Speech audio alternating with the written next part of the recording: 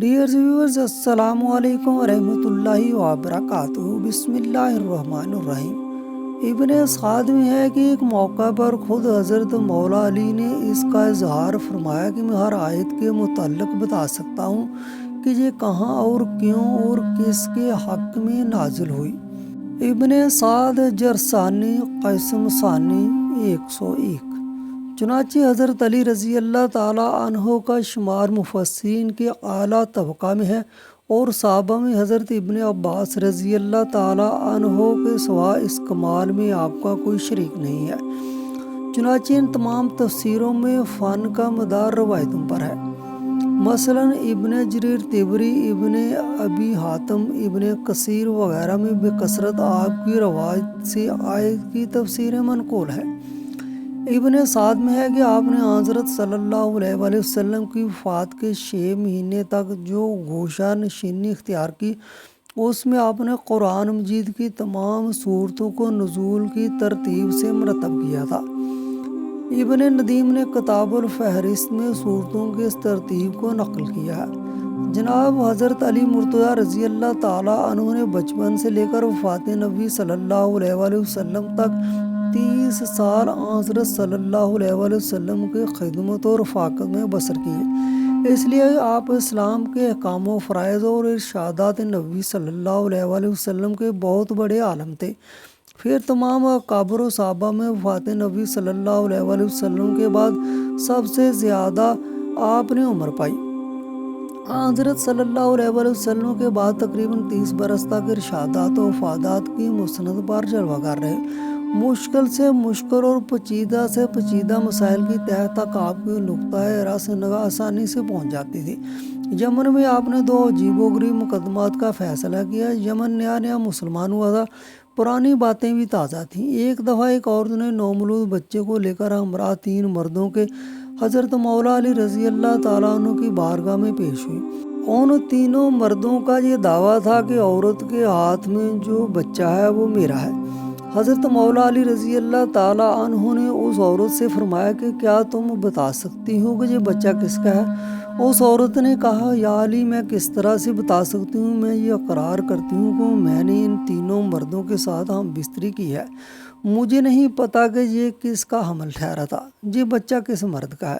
میں آپ رضی اللہ تعالیٰ عنہ سے عرض کرتی ہوں کہ آپ رضی اللہ تعالیٰ عنہ مجھے میری اس غلطی کو معاف فرما دیں۔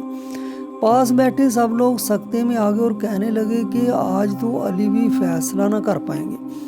پھر حضرت علی نے پوچھا، تم تینوں میں سے اس عورت کا شوہر کون ہے؟ ان تینوں مردوں میں سے ایک مرد نے ہاتھ کھڑا کیا تو آپ رضی اللہ تعالیٰ عنہ نے فرمایا کہ کیا تم حلفاً کہہ سکتے ہو کہ یہ بچہ تمہارے نطفے سے بنا ہے؟ شوہر نے حضرت علی رضی اللہ تعالیٰ عنہ سے عرض کیا، نہیں حضور، میں اپنی بیوی کی بدکاری دیکھ کر کبھی بھی یقین سے نہیں کہہ سکتا کہ یہ بچہ میرا ہے یا پھر کسی اور کا ہے۔ وہاں بہت سے لوگ بیٹھے ہوئے تھے، وہ اس بات کو سوچ رہے تھے کہ یہ بہت ہی پیچیدہ مسئلہ ہے، اس کا حل کس طرح سے ہوگا۔ وہاں مشرکین بھی بے شمار جمع تھے۔ مشرکین کہنے لگے کہ آج حضرت علی رضی اللہ تعالیٰ عنہ کوئی فیصلہ نہیں کر پائیں گے۔ حضرت علی رضی اللہ تعالیٰ عنہ کچھ دیر تک چپ رہے، پھر آپ نے پیدا ہونے والے بچے کی دیت مقرر کی اور دیت کے 3 حصے کیے۔ اس کے بعد حضرت علی نے قرعہ ڈالا اور فرمایا کہ میں اب قرعہ ڈالتا ہوں، جس کے نام پر قرعہ نکلے گا بچہ اس کا ہوگا۔ حضرت علی رضی اللہ تعالیٰ عنہ نے 3 ٹکڑے کاغذ کے لیے اور تینوں پر ایک ایک مرد کا نام لکھ دیا۔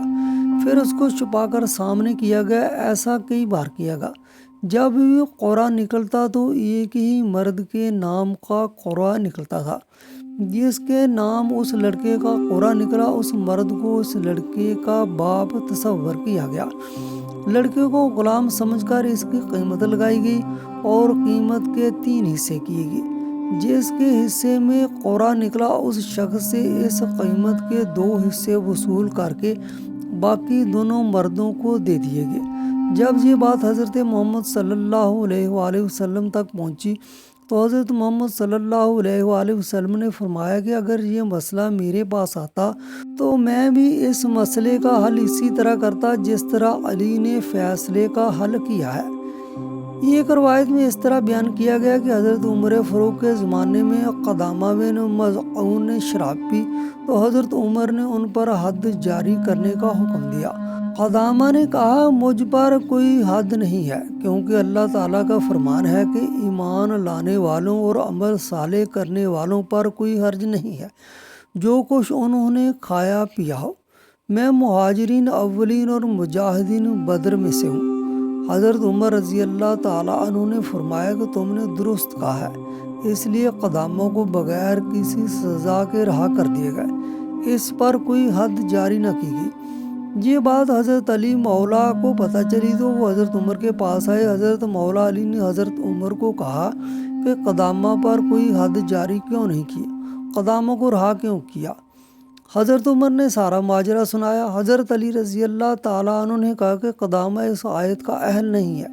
وہ قدامہ جو حرام کی راہ پر چل کر اور حرام کام کا مرتکب ہوا، اس بات میں تو کوئی شک نہیں کہ یہ شخص خدا اور رسول پر ایمان لایا اور نیک کام بھی کیے، البتہ یہ لوگ خدا کی حرام کردہ چیزوں کو حلال نہیں کر سکتے۔ بس قدامہ جو الفاظ کہہ چکا ہے اس کو توبہ کرنی چاہیے۔ حضرت علی رضی اللہ تعالیٰ عنہ نے فرمایا کہ اگر یہ قدامہ توبہ کرتا ہے تو اس پر حد جاری کی جائے، اگر قدامہ توبہ نہ کرے تو اس کو قتل کر دیا جائے، کیونکہ وہ ملت اسلام سے خارج ہو گیا۔ حضرت عمر سمجھ گئے تھے کہ قدامہ کو چھوڑ کر غلطی کی ہے۔ حضرت عمر نے قدامہ کو دوبارہ طلب کر لیا اور قدامہ کو کہا کہ تم توبہ کرو۔ قدامہ یہ بات اچھے طریقے سے سمجھ گیا تھا کہ میرے بارے میں شرعی سزا کیا ہے۔ قدامہ نے توبہ کی تو اس کی قتل کی سزا تو معاف ہو گئی، تو اب قدامہ پر حد کا مسئلہ باقی تھا۔ حضرت عمر نے حضرت علی سے پوچھا کہ آپ مشورہ دیں کہ قدامہ پر کس طرح حد جاری کرنی چاہیے۔ حضرت علی رضی اللہ تعالیٰ عنہ نے فرمایا کہ قدامہ کو 80 کوڑے مارے جائیں، کیونکہ جو بھی شرابی نشہ کرتا ہے تو وہ مست ہو کر بہکی باتیں کرنا شروع کر دیتا ہے۔ حضرت علی رضی اللہ تعالیٰ عنہ کے کہنے پر قدامہ کو 80 کوڑے مارے۔